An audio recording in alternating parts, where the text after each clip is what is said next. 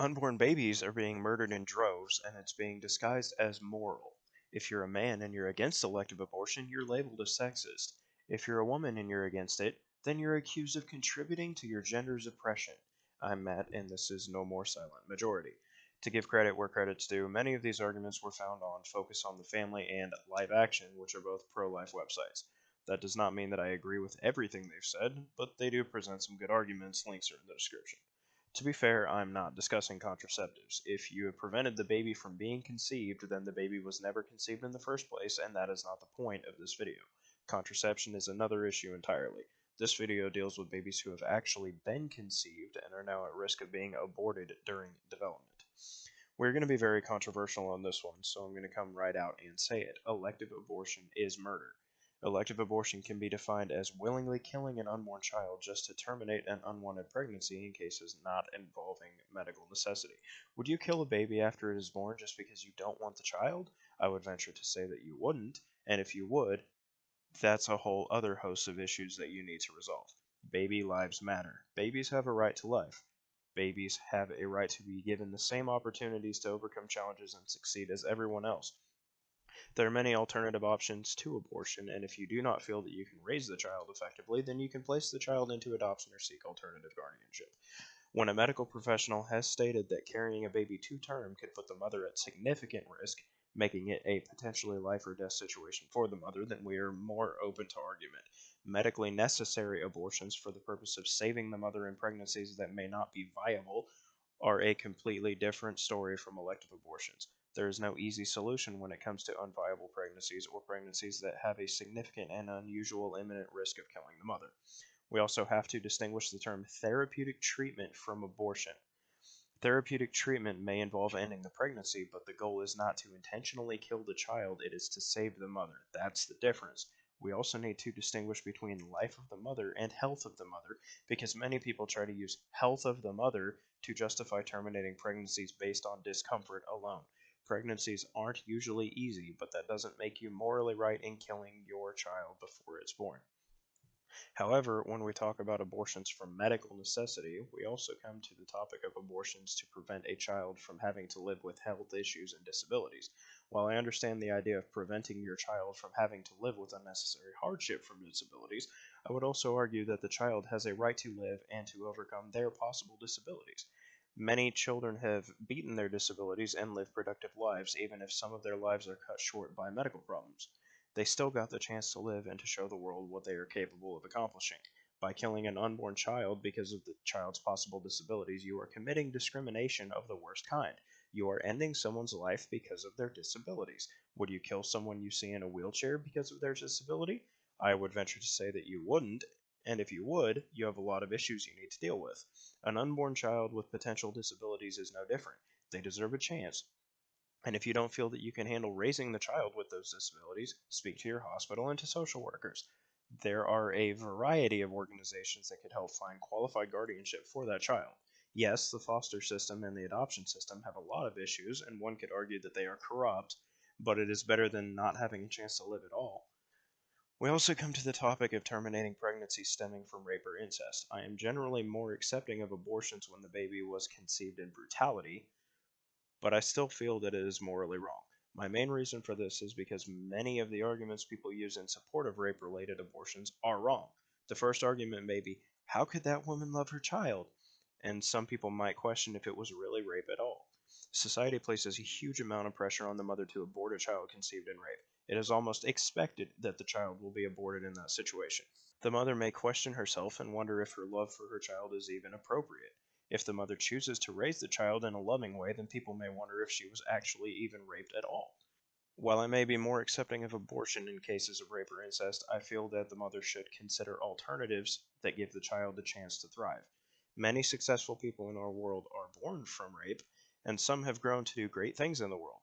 The name Jesse Jackson comes to mind. He is a very well known civil rights activist, and he was reportedly born from a case of statutory rape. He has stated that the challenges coming from his situation drove him to succeed, and now he is one of the most influential people of our time.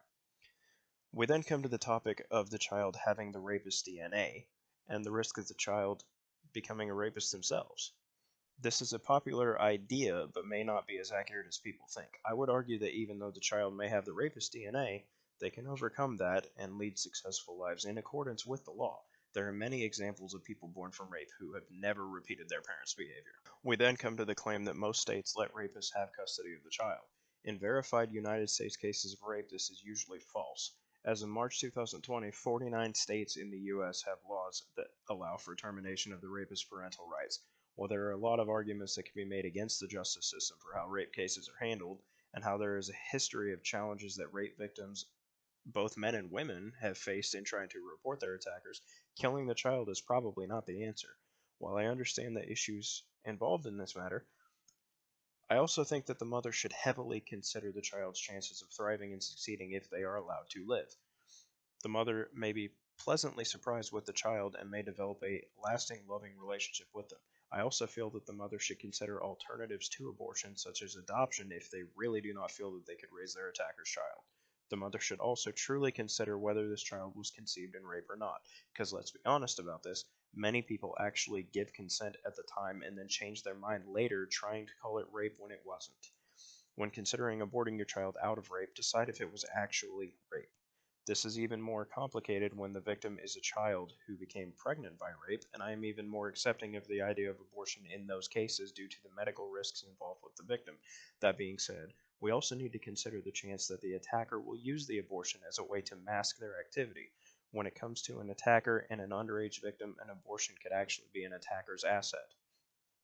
Pro-choice individuals often argue that an unborn child is just a clump of cells, especially when the woman hasn't been pregnant for very long. They often use terms like fetus to avoid calling the developing baby a person. They are trying to minimize the situation to make it appear that the child isn't actually a child yet. They may try to portray the baby as a parasite, an unwanted intruder in the woman's body. Let's be honest here. That clump of cells is a developing person who is on the road to becoming a fully developed human being, and from the moment they are conceived, they develop their own unique genetic identity. One could argue that this is a developing person, and then we reach the issue of denying personhood to certain human beings. When we take a group of people based on certain condition and say that their personhood is less than anyone else, we start having problems such as racism and oppression. The Holocaust happened because Jews were largely seen as less worthy of personhood than the Nazis. Oppression of women occurred, and still occurs in some areas, because women were seen as less worthy of personhood than men. Slavery occurred, and still occurs in some areas, because certain groups, not just blacks, slavery has occurred throughout history for many groups, such as the Irish, were seen as less worthy of personhood than others. It is my opinion that the systematic elective killing of unborn children largely involves the long-running attempts to show that unborn children are less worthy of personhood than those who are actually born. Though you may claim that it is just a clump of cells, it is a person. We are all just clumps of cells. The only difference is we've been born, with quotation marks. Some pro-choice individuals claim that a fetus is not a person because of its size, that it is just a dot on a page. I would argue that size doesn't matter when contributing to a person's potential to positively affect the world around them. Some pro-choice individuals claim that a fetus has not reached a certain level of development and rationale yet, so they do not count as persons. A baby that was just born has almost the same level of rationale and development as one who hasn't been born yet, but you would probably count the baby that's actually been born as a developed person. Pro-choice individuals may claim that a fetus must have developed the ability to suffer to be considered a person. If you killed someone in their sleep and they don't feel it, that's still murder. If you electively abort a baby that hasn't been born yet, that's still murder, even if they don't suffer. Further, once a baby has reached a certain point of development, they can suffer from it. The details of how abortions are conducted are brutal. Some pro-choice advocates say that a baby is not a person until it is actually born, but I would argue that nothing really changes between the baby being inside the womb and being out of the womb other than the baby has moved locations and the umbilical cord is cut, allowing the baby to live outside the mother's body. There is no magical barrier the baby crosses into personhood at birth. They're a person in the womb and they are a person outside of the womb, and they still depend on their parent for survival even when they've just been born. This also eliminates the flawed argument of my body, my choice, where pro-choice advocates try to claim that they are making decisions about their body and their body alone. No, you aren't. You're making decisions about two bodies here, your body and the body of the person growing inside you. Elective abortion is contradictory to the ideas of human rights and human equality. We now reach the argument that many pro-choice advocates have against men. Many pro-choice individuals claim that a man cannot have any say in the decision-making process because the man isn't the one who has to carry the child. They claim that if an unborn baby's father tries to involve himself in the decision-making process, he should be excluded. This is patently flawed. The father is just as much of the parent as the mother, even if the father doesn't have to physically bear the weight of the pregnancy. If the father has abandoned the mother willingly, then the father's opinion can't really come into play because he isn't in the picture. However, if the mother is keeping the fact that she is pregnant from the father and actually has a way to contact the father to tell him, then the mother needs to tell the father what is going on. Don't leave a father in the dark while you consider killing his unborn child. If the father opposes the abortion, his opinion needs to seriously be considered because that is his child too. Many pro-choice advocates try to immediately shut men down whenever they try to speak on the topic, saying, "You don't get to have an opinion here." But the man gets an opinion just like the mother does. You cannot try to tell a man what he cannot have an opinion on, just like a man cannot tell a woman what she can have an opinion on. That is a clear example of sexism, and it is this kind of sexism that causes fathers to lose their children to abortion, even though they wanted to give the child a chance at life. The far left constantly accuses men of sexism if the man is against elective abortion, and if a female is against elective abortion, the far left constantly accuses that female of being complicit in her own oppression. This is a desperate attempt to keep a flawed concept alive. Let's make one thing very clear here. Just because you want to interrupt someone and say that they don't get to have an opinion doesn't make it true. That person gets to have an opinion, and they can speak on their opinion just as much as you can speak on your opinion. It doesn't matter if you don't like it. If you want to change it, then counter it with facts and evidence, counter it with constructive debate, and try to sway them to your side in a professional way. Interrupting them and screaming and saying they don't get an opinion makes you look like a raving lunatic and immediately shuts people on the other side off to listening to anything you want to say.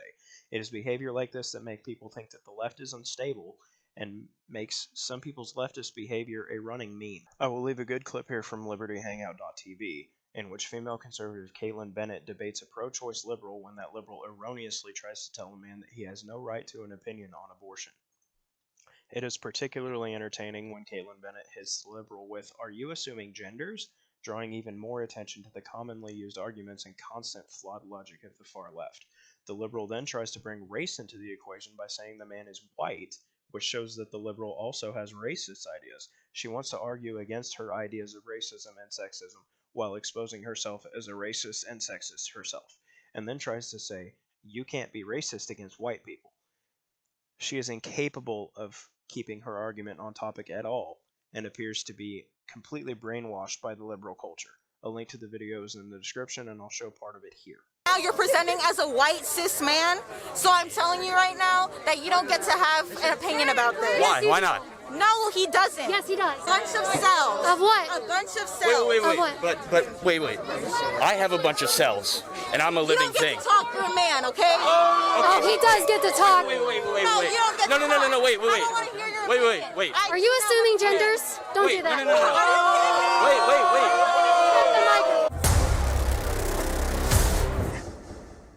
Hi. Public place. Because you're literally just spreading hate and false facts. I'm the one spreading hate. Yeah, you are. Miss Baby Lives Matter. Are you serious? How is that hateful? When our president doesn't even care about actual human beings, but organisms that live in bodies? Like, are you kidding me? That says baby, though. That says the word baby. It doesn't say... She's talking about aborted fetuses? Like, no, you're not. I'm not talking about aborted fetuses. I'm talking about aborted humans. I'm talking about unborn humans.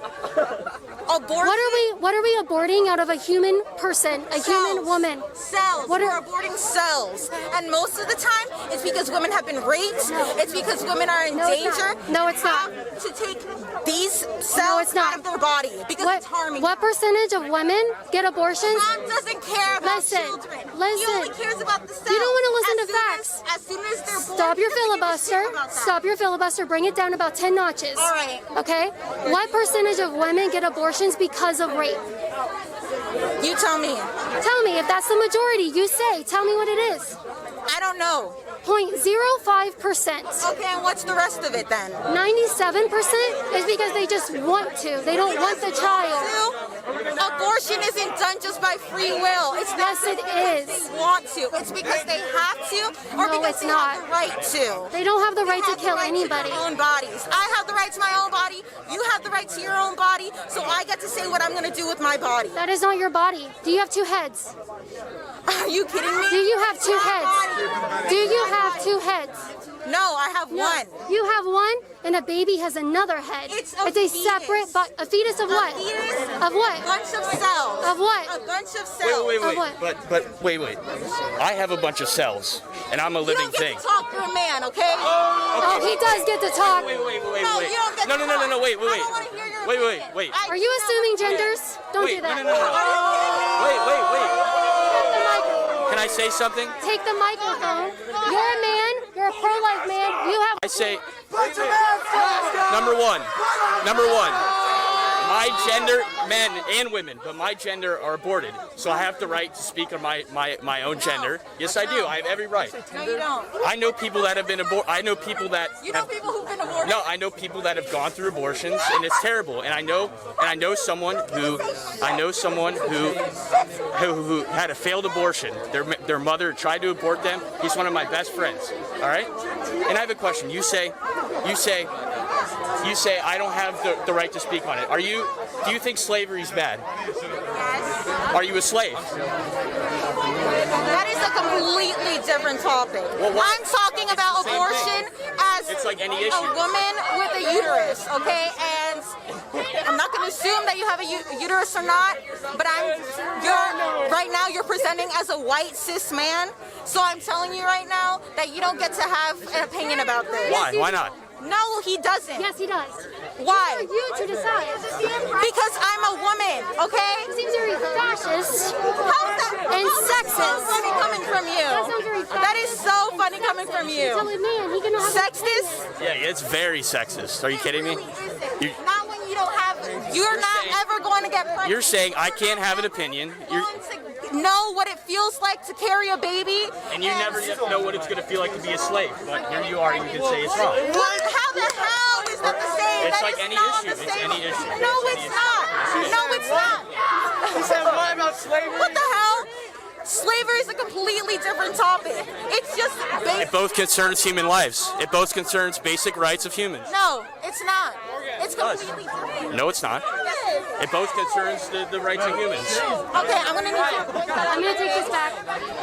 As a woman, you do have the right to speak about whatever you want. Yes, he does. That's sexist.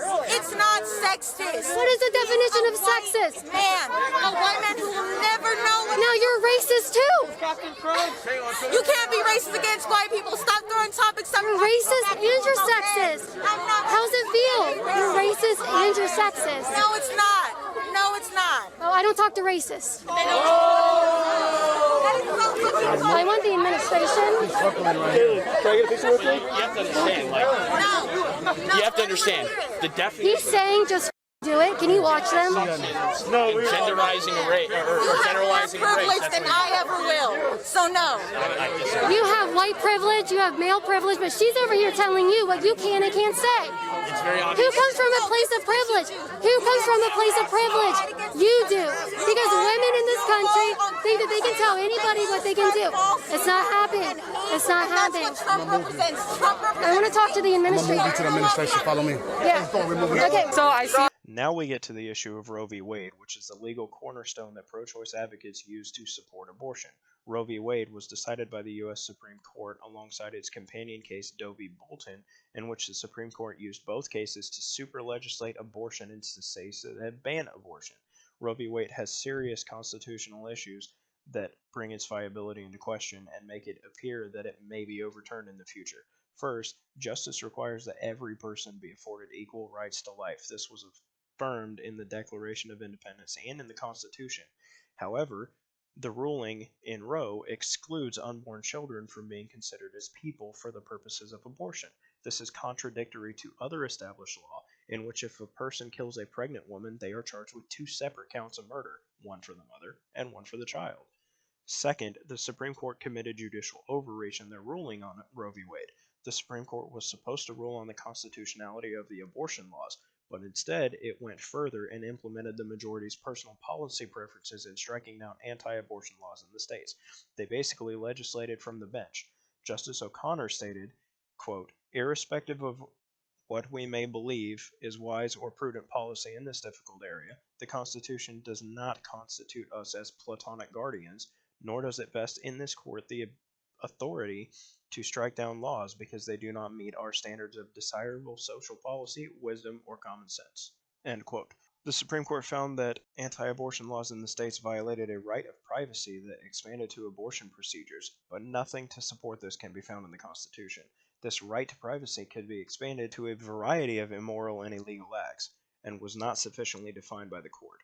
Further, the court went as far as to impose a trimester limit for abortions based on their own opinions of 26 weeks.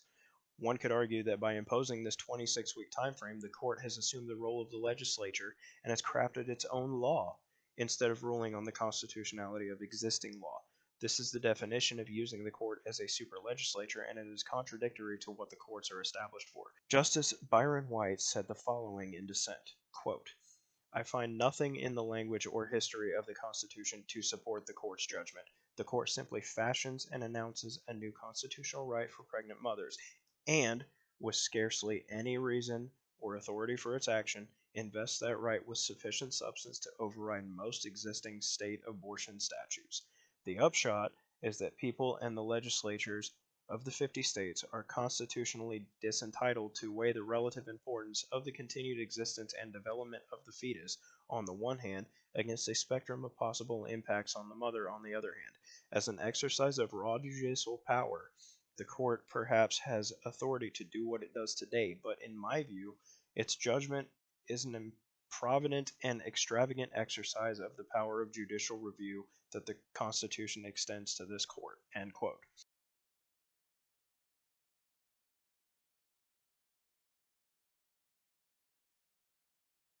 This is another reason why it is extremely important to have justices and judges that adhere to the word of law and do not stretch the law to implement policy preferences. The decisions in Roe v. Wade and Doe v. Bolton appear to have stretched existing law to the limit, applying right to privacy where it is not actually relevant and using right to privacy to force states to allow the murder of unborn children. It is largely upheld in Casey v. Planned Parenthood, but the concept could still be overturned in the future. If my portion of this video was interesting to you, please click the like button, subscribe to the channel, share it with others, and leave a comment with your opinion on whether you agree or disagree.